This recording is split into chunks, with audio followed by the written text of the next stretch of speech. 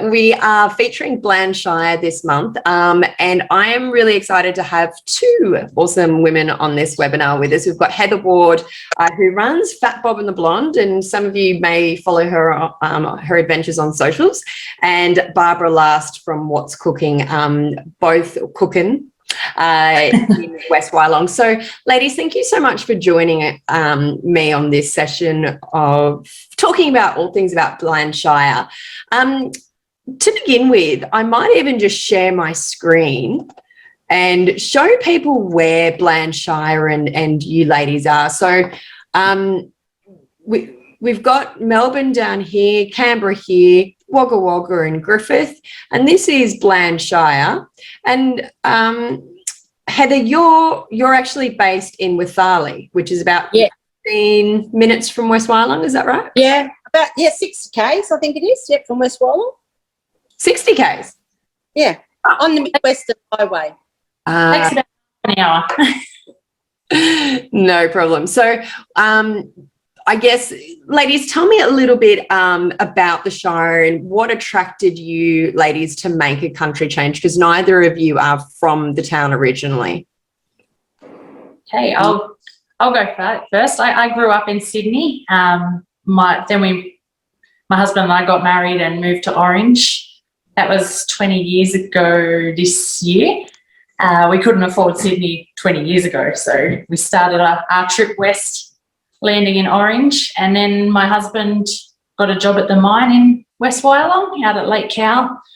So he's been working there 10 and a half years now, but I was still living in Orange for 5 of those years. So after him going back and forth, week on, week off, after 5 years of that, we decided, no, bugger it, let's bring the family to West Wyalong, and I'm here now. So nearly 6 years in July. And look, the Cowell mine that you mentioned, that's a really big economic benefit to the town as well. Evolution Mine took over that site, and they're actually expanding this year. And I think from memory, they're going to be employing quite a few more with this expansion, but they already are a big employer of the region, and they're quite active in giving back to the community. Definitely. Most of my staff have partners working at the mine or kids at the mine. Everything sort of revolves around which crew people are on and how to connect with family. Yeah. So, Barbara, tell me, when you moved to West Wyalong, I mean, it must have been a bit of a difference. I know Orange is, not too far from West Wyalong, and it's still that country vibe. But what was that transition like for you? Yes, it's 2.5 hours from Orange to West Wyalong. My parents are still in Orange, so still close enough to go and visit. To be honest, it was really hard moving here to start with. I'd just built a house in Orange. We had a brand new place, dream home. And then, we decided to come and live as a family full-time in the Bland. Not knowing anybody was a bit hard and scary, but thankfully my boy was in year 4 at the time. So I joined the Toppy School PNC, and that's where I made my first friends, and they've become family for me now. And yeah, once I pushed myself and I went from the PNC to a group fitness group, and then I was part of ladies basketball, and then joined Meals on Wheels, and then I ended up with a cafe, and now I pop up everywhere, and I love the community that we're part of. We hear that a lot from people who've made a change. They think they're going to move to the country and they'll be bored and have nothing to do, but in fact they're way more involved with the community, with commitments, with new business opportunities and hobbies. Oh, absolutely. I grew up in Sydney with millions of people. I know more people now in West Wyalong. I can turn up to more people's houses in my pajamas and it be accepted than anywhere I've ever lived. I'm always, this week I've been to Paint and Sip, I've been to Music Bingo, there's a rodeo coming up in town. There's always something going on. Even with COVID, we've managed to keep interacting with everybody, and busier than I've ever been in a good way. Yeah, no, and I think that's really important, that connection. I think people have valued that more after the experiences of COVID with that isolation and lockdowns more than ever. People are appreciating that. And that's why we are seeing a massive shift to regional areas. Riverina has always been popular with country changers, but it's just insanely popular now. Heather, just tell me a little bit about your country change experience. Well, mine's totally different to Miss Barb's. So I've been a bit of a gypsy the last few years, travelled around Australia on Fat Bob, my Harley Davidson. And then I was looking for my own place. I really wanted to have my own sort of space under the Fat Bob brand, Fat Bob and the Blonde. I'd been looking at different places, and nothing sort of was the right fit. And then all of a sudden, I saw this building, an old CWA hall in Weethalle, pop up, and I did actually Google Weethalle. I'd actually heard about it, but anyway, it had the silo art, and I came out for a reconnaissance mission. First of all, immediately fell in love with the space. In terms of the hall, and then I really like the precinct of Weethalle. So it's literally a dot on the map.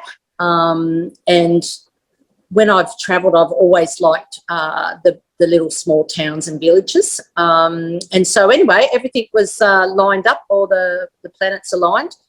And I guess the three sort of reasons that I give people as to why I relocated, it was the location of Weethalle on the Mid-Western Highway. It's the main route from Adelaide through to Sydney, and then Adelaide, of course, from West Wyalong, you go up onto the Newell, up towards Brisbane. So it kept me connected with the travelling community, which I really enjoyed. The second reason was the possibilities and potential. Bland Shire Council were very welcoming. We're a bit surprised, actually. I wanted to open up in Weethalle. So I got a lot of support from them, and I just saw a lot of potential in this little village to become a destination in the Bland Shire. And then my third reason was affordability. So I was able to purchase the property, and, you know, it's not only mine, but, you know, I don't have any rental mortgages, which has been a huge boost throughout COVID. Yeah, for sure. So, yeah, that's kind of my three main reasons. Just explain a little bit about Fat Bob and the Blonde. Like, what is it? What's your brand about? What's your mission, and why do you need a headquarters? Okay, so Fat Bob and the Blonde started in 2014. I became an empty nester, and I have a Harley Davidson Fat Bob model. So that's the model of the bike. I'm the peroxide enhanced blonde, as you can tell. And so when the kids left home, I decided to purchase a camper trailer and hooked up to Fat Bob, and we all went around Australia. And so it was a travel blog. That's initially how it started, as a travel blog. Then at the end of 2016, after I completed all my journey around Australia, I relocated to Far North Queensland. And then I had a motorcycle accident at the end of 2016, not on Fat Bob, on a borrowed motorcycle. I had to relocate back down to Wagga Wagga, and that's where I have family, because it was a long rehab on my left leg. And then I wrote a book, which was a collection of my blog stories, and that was really good rehab, because my reality wasn't great, but recalling all the travel adventures and people I met and stuff was just great therapy for me at the time. And then so I had a book, and so then I started writing back around. Once I was able to write again, I got back on Fat Bob and started writing around, promoting my book. But I really just wanted a headquarters for my brand in terms, look, I'm really passionate rural country girl. I actually was born in the country on a farm. I have a great passion for rural Australia in particular, and I don't mean regional, I mean rural, sort of not coastal areas and that, but really in the heartland of country towns. I seek them out when I travel. And I wanted just a space to sort of like promote living in a country town. And in my case, it's a village.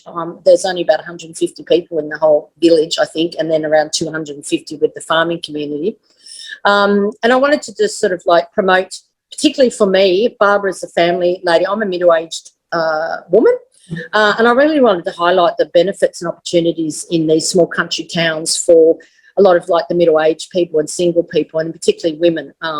So I set this space up to keep me in contact with the travelling community, but also to really showcase, kind of use myself as a bit of a case study to say that you can really locate to some of these small rural precincts.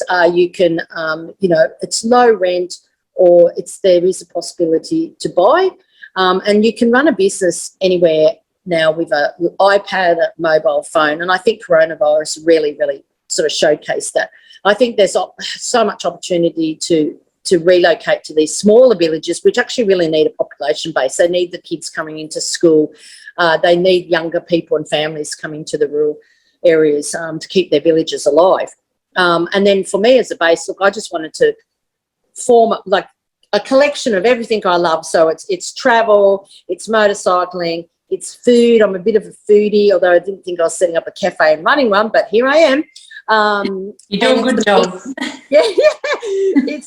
It's becoming a meeting place. I love workshops. So really just, bringing everything that people think that they get in other places is only available in the bigger places, that you can actually set up and run things in these small towns and country towns and villages and actually thrive. And that's exactly what's happened, both for Barbara and I. As you said, we know each other. So, yeah, it's been really beneficial for the both of us, and we've connected as well. So it's building, good partnerships with other women in the local area and working together. So which is what we do.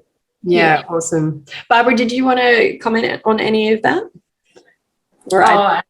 Yes, definitely. I love the community aspect of running a business, and like Heather said, connecting with other business owners. I'm at the moment president of Business West Wyalong, which is a group that helps to support each other and network, and I think that's one of the best things I did when I started. I bought my business 4.5 years ago, and just to get to know other businesses, and especially the last, when they brought in that we had to check people's vaccinations. I know Heather and I both were struggling with the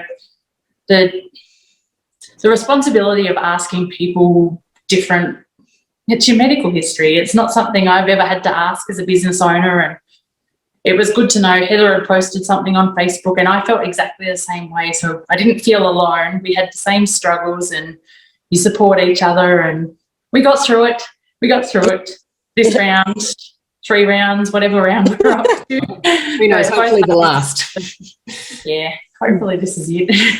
And look, I think that's the thing. It's not just COVID. Business in general really pushes you as a human. Yes. And a lot about yourself. So perseverance, your tenacity, your coping mechanisms, all of that sort of stuff. And the fact that you have such a supportive community of business people and women, I think is really awesome. So I think most people, I think during COVID as well, would be a little bit thinking that a bricks and mortar business wouldn't necessarily be a great option, but it sounds like you guys have thrived. I know, Heather, you've got a component of the digital aspect, but how have you found the fact that I've noticed that a lot of families in particular have decided to pack up and go on the road for a year with their families. Yeah. Is that something that's contributed to both of your success, the fact that so many travellers are on the road despite lockdowns? Sorry, Heather. You go first. In actual fact, so my business doesn't know any other time other than COVID, because I opened up in 2019 with COVID, and so I don't even know how to operate outside of a COVID experience. For me, the first year I opened, it was all travellers coming through, but then last year that didn't happen. Once the borders started closing up, the travellers stopped. So then I had to diversify, and I think Barbara will agree with me on this. When you're in these types of businesses, you have to constantly keep evolving. So I don't have a population base around me as Barbara does in West Wyalong. So I've had to start to run workshops, which have become very popular. So I bring in creative facilitators, run workshops. The other thing I started to do is I started realising that people were coming in from, say, 100k radius of Weethalle to come and have lunch because they'd heard about me or coffee and So I've started to diversify my menu. So before it started off as tea, coffee, cake, toasted sandwiches, because that's what most travellers are looking for, particularly the grey nomad market. And then I've diversified now. So my menu's extended out, and then I do sort of, you know, different meal options for people that are wanting to come and have a different cafe experience. So I offer Middle Eastern meals, which is a part of my background as well. So, yeah, the travellers have kind of died off a bit, but you are right in saying that I have met families that have said, right, that's it, we're out of here, we're going on the road. The great opportunity for rural country towns is that these people might find a place outside their city, where they live now. I get a lot of people saying, how did you find here? When I start to tell them the story and the cost values and that, you can see the shock in their faces of saying, almost them imagining the wheels start to grind to say, wow, we could sell up where we are in the city. We could come out to a country place, town, and we could buy outright. We'd have no overheads, mortgages, debts. We could wipe out everything, clean slate, and start again. And there's, as I said, there's potential for brick and mortar businesses such as Barbara and myself, but there's also the potential running online businesses, and you can do that anyway. So I'll shut up now and let Miss Barbara chat now. Yeah, the tourism, I started pre-COVID, and we definitely noticed the lack of travellers the last couple of years, and I've been so thankful for our local community. They're very desperate for their coffee. At one stage, I shut for 4 weeks, the first round of COVID, and just seeing customers' faces having their first sip of coffee when we reopened was priceless. But as Heather was saying, the affordability out here was a huge factor of my family moving here too. We're early 40s, and we own our house, we own our cars, I own my business and the building premises now. No mortgages. It's really nice not having that stress. And I've said a few times to people that I think I'm one of the luckiest cafes in Australia at the moment, not having to deal with being in a CBD area where all the offices have shut down. We've still got the huge local support. We've got travellers. We've had very minimal COVID in our towns, and everyone's done the right thing and behaved, and yeah, we're thriving. But huge community support. I love all my customers, and I'd be lost without them. They're not just customers, they're my friends and family now. I see them more than my family, so. Oh, well, I mean, that's the thing about a close community. They are an extended chosen family. So that's something you definitely, having lived in rural regional Australia and cities across the world, that is the big, big difference, that you do have that community as family. And the other bit, we have no traffic lights or roundabouts. You go back to visit Sydney and traffic is a nightmare. I used to get two trains and a bus to go from Blacktown to Bondi Junction each day, and now it's a 4-minute dash to work, and I still run late. But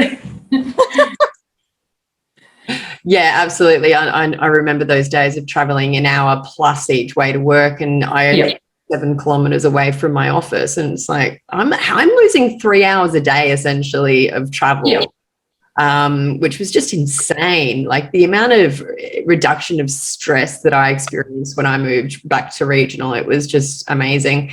How do you find the access to services? Barbara, did you want to answer? Heather, did you want to answer that one first?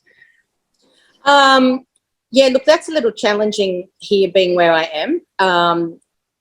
So, look, I don't really struggle. For me, being the cafe in a cafe business, it's the fresh produce is my most challenging component. However, you can set your menu. So my menu is very much set to my location. Let's just say that. And then West Wyalong's not terribly far away, 60 k's. Now, I know most people in the city would go, oh my gosh, 60 k's. But, let me tell you, look, I ride a motorcycle, so any ride for me is a good ride. But when I've got to take the 4 wheels and buy some, groceries, I actually really find the downtime fabulous. So I'm not stuck in stop and start traffic. I'm out on the open road. The landscapes throughout the Bland Shire are quite, it's that big open country, and it's really quite beautiful. So it's a short trip into West Wyalong. It's that downtime. It's just quite relaxing. You know, I've got supermarkets in there, which I go and get my produce. They're really good. They support me. They bring in stock for me. I just have to ask them what I'd need and they order it in for me. So the services, it kind of doesn't really impact me on that much. It's really just having the ability to get in my groceries that I need to manage the cafe. Everything else I do online. You know, my banking's online. Getting a driver's license and everything is online. And I will just add too, you know, I'm in this tiny little village and I've never been more social. I know Barbara brought that up before and I missed out saying that I am more social here in Weethalle. I've got a great group of women around me and some local guys as well. And I'm always off doing something or we're calling into each other. But then I go into West Wyalong and the same thing happens there, you see. So I'll go and quite often visit Barbara and grab my coffee and that with her. There's a couple of women at the Shire Council that I've become friends with. There's a really great group of women in there as well. And I keep harping on the women thing, but, you know, it is kind of, you know, that's kind of where the vibe is. And so it's become like instead of like, oh, I've got to drive, you know, into town to get something, it becomes like a visit. Like, oh, I'm going to jump in the car, I'm going to shoot into West Wyalong, enjoy the downtime, enjoy the open countryside, the landscape. When I get in there, I'll catch up with a few people, I'll get, you know, a bit social. And for me, it's really nice now because I've only been here about a year and a half and now going to West Wyalong and people know me. And so I go into the supermarket now and people go, oh, g'day, Miss Rachel. Hi, hello. And they'll come up for a bit of a chat because I've got to know people and because I'm sort of becoming part of the community. And that's been really nice. And you start to think, oh, I'm starting to become part of the community when you actually can't go into a supermarket and not be recognised or someone come up because you've met them last week or something. And that's what I'm really enjoying at the moment. Yeah. There's no such thing as a 2-minute trip into the supermarket. You've got to say hi to everybody. Unless you go incognito and you wear your glasses and your hat and your rain trench coat. Oh, they'll still work it out. They'll see a shoe. Even with our masks, they still and then it's funny because people might know Barbara and I more because they've been into our businesses, but we have lots of customers. So you're looking at people, all you can see is their eyes, and you're thinking, okay, who are you? You know, then they'll pull down the mask. You go, oh, right, I know you. Yep. So yeah, no, I like the aspect that I'm connecting with the West Wyalong, opposed, say, to Griffith. I like coming into West Wyalong. It's in my, shire, and it's forming new relationships and friendships and things like that. So we're currently, there's a group of us organising, let's go in and a group of us will come in from town and we'll all meet, we'll go and do dinner and something like that. So then it starts to, instead of those friendships just being West Wyalong based, it becomes sort of, more sort of throughout the Shire sort of thing. So there's more connections between people, and I quite like that because there's a lot of people that haven't been to Weethalle, would you believe? Yeah, I might even share my wrong screen. Share the screen again, just for context around the location of West Wyalong. It's a big shire. Yeah. Cal mine somewhere up here from memory. Yep, that's it. Yep. I might even zoom in. But then you've got, so how long does it take if you're in West Wyalong, say we'll use that as a place to Wagga? It's about an hour and a half from memory? Hour 45 if you're behaving, so. Which you have to. Apparently there's some other records, not set by me, but yeah. I don't want to know. Hour 45 is pretty safe. Yeah, Griffith is probably... Griffith's about the same from West Wyalong. Yeah. And obviously your other bigger base of Canberra, about 3 hours? Yep, 3 hours to Canberra. Melbourne, about 5? Yeah, 5 to 6, depending whereabouts you're heading. Same for Sydney. Yeah. So you kind of, as you were saying earlier, Heather, on that really good line, north, south, east, west, if you've got family in Sydney, Melbourne, Canberra, in under 5 hours. And let's be honest, you can be in Sydney, travel west, and it'll take you 5 hours. So, yeah, exactly. Yeah, and you know how long it will take you to get to places every time, unless there's a traffic jam of sheep on the road, which... Exactly. Does happen out here too, by the way. Oh, I know. I live there. Or not in Bland, but in the Riverina. So is there anything else that either of you wanted to add about your experience, or any advice that you'd offer people considering a tree change to Bland Shire? Oh, just do it. Yeah. Well, for me, it was the council. I have to say the council, because I just rocked up. I went to see the economic development officer, and he was unavailable at the time. So I rocked up and saw the GM, general manager. And I said, oh, look, this is what I'd like to do. And he just said, oh, right. Oh, Weethalle? I went, yeah. Oh, okay. Yep. No, go right ahead. Yep. No, we'll make it happen. Yep, we can help you. That's pretty much what it was. So, so I actually was able to, set up and start renovating and get things happening. And then kind of the DAs came in and things like that. Miss Barbara, what's his name? Our health inspector. Gosh, I try not to see him regularly. No, I know.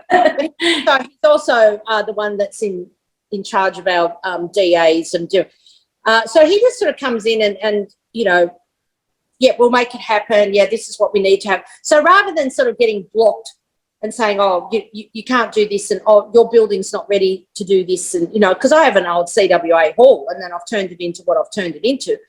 But I've been supported all the way through, and they want you. They want you here. They want your business here, and basically the Bland Shire Council will bend over backwards to get that happening and to help you out. And that was an easy process for me.